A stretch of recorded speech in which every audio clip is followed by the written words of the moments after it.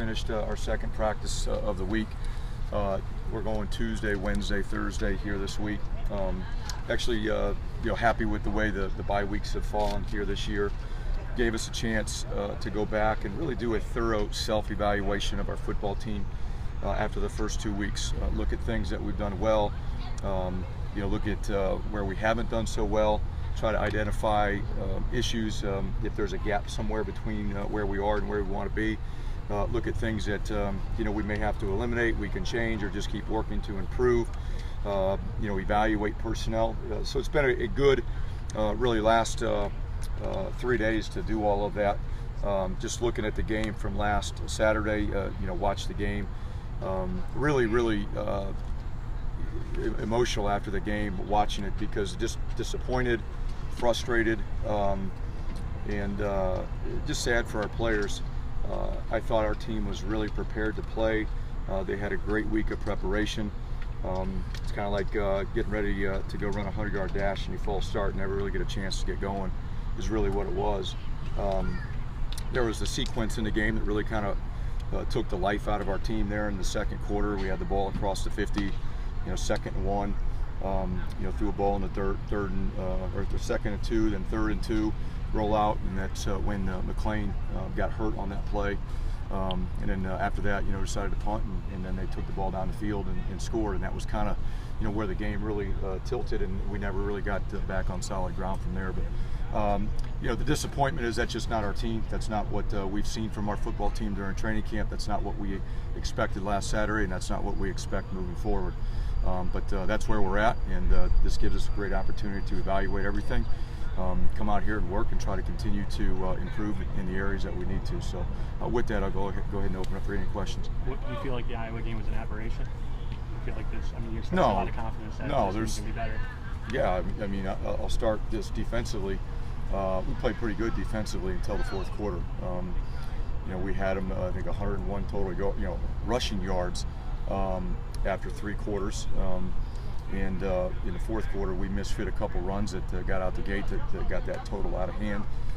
We gave up 2 explosive pass plays during the game that really were unacceptable, that were disappointing, probably more so than anything.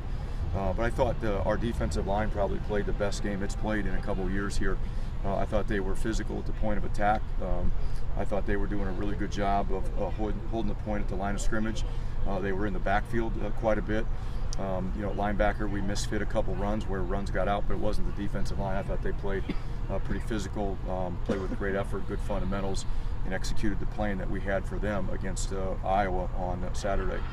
I thought, in the run game, our secondary tackled really well. The run support was really good from the secondary. And again, a couple of the explosive plays offensively. I was pleased with the first quarter, even though we didn't really get any points.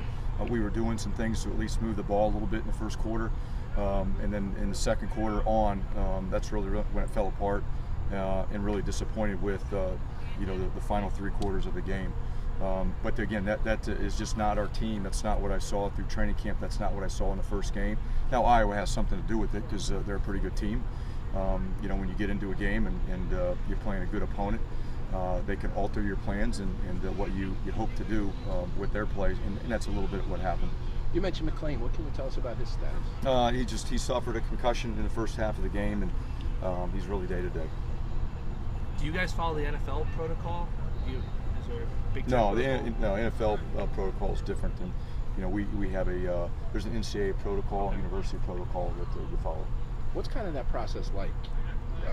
From you as a head coach? It had nothing to do with it. It's all the medical staff. So yeah, I'm not involved in anything. That was the question that we're going to get asked. Is it's all team medical. You have nothing to do with it. No, I have nothing. 2019, the football coach doesn't have anything to do with it in 2019. No, right? I'm not involved in any medical evaluation on anything. Concussions, a sprained ankle, hurt shoulder. I don't get paid to do that. That's not in my wheelhouse at all. And we have an outstanding medical staff with our trainers and team doctors that handle all that stuff. You mentioned that sequence in the second quarter when you got into Iowa territory. After watching the film, in hindsight, do you wish you had gone for it on 4th and 2? Or no, not at all. The decision to go for a 4th down or punt really is situational. When you look at the situation, we were 2nd and 2, threw the ball in the dirt. We were 3rd and 2, and our quarterback just got slammed to the ground, hit his head. If it would have been like a 3rd and 8, you had a successful play to get it to 4th and 2, that might have been different. But the quarterback just got thrown to the ground, hit his head. You could tell he was having issues. So, based on the situation and how the 3rd down ended, there really was no decision that needed to be made. We needed to punt in that situation because the quarterback was kind of out of it. What did you see at Art when he came on Saturday? You know, obviously the offense in the second half wasn't very productive, and that was just from all the offensive players, not just the quarterback. He missed on a couple throws. He was hurried on some throws because of the pressure from Iowa.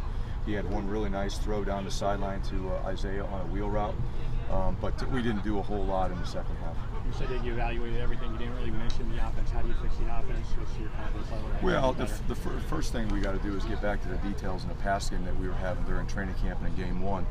I think you saw in game 1 we threw for over 300 yards, 304 yards or whatever it was, and that's more of what our expectations are. We had some guys in that game early in the game open, and we didn't hit them. We had Raheem down the middle of the field there at one time. We missed him. We had Bo open on the 2nd and 2 with a little hitch ball in the ground. So there were some we had a screen and go that we overthrew. So there were some opportunities to make some big plays that we missed, and we've got to take advantage of them. I think I said this after the game. I really believe this. To score points, you're going to have to advance the ball in the air at times. You can't just go, start the drive on a 25-yard line and go all the way down the field running the ball. It's just not going to happen. And we know that. We worked extremely hard on the pass game all spring, all summer, all training camp. Felt really good about where we're at, and it just didn't work on Saturday. And again, a lot of credit to Iowa. They played up front a really good game. It was the Big Ten opener, and they played Big Ten football. And we've got to clean up the details on all aspects of the pass game. Even though there was only one sack, the quarterbacks got rushed and got hit a couple times. And then some of the routes from the receivers and tight ends and running backs, all of them, weren't as detailed and crisp as they need to be. And then obviously some throws I just mentioned. With getting ready for BC, is there a certain time that McLane has to be ready by so he can get practice reps, or how do you kind of handle that? Yeah, again, that's not up to me.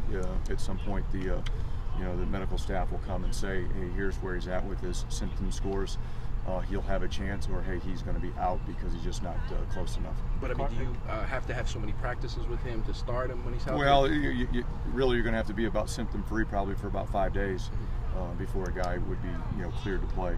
But again, that's my mind right now is focused on the guys that I know they're going to be there for this week of practice, and as our planning goes into next week, and at some point the medical staff will give us a decision.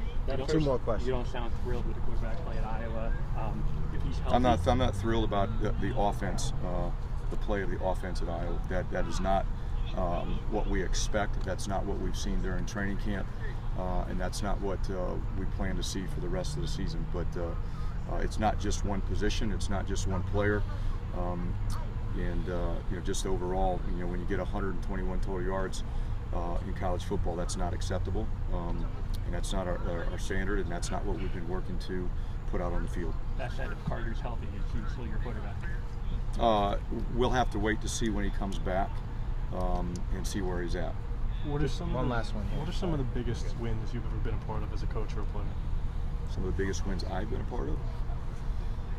Well, the first one, it's national championship. Another one when I was at Wisconsin, Ohio State was actually #1 in the country. I think it was 2010, and we beat them when I was at Wisconsin. So those are probably the two biggest that I've been a part of. I've been a part of some other big ones, but when you talk about beating the #1 team in the country and winning a national championship, those two are probably up there. There's one more here. On Saturday, the defense didn't struggle getting with the quarterback. What would you attribute that to? Really good protection on the offensive line and play action passes. If you look at us on third down, they were 13. That's outstanding.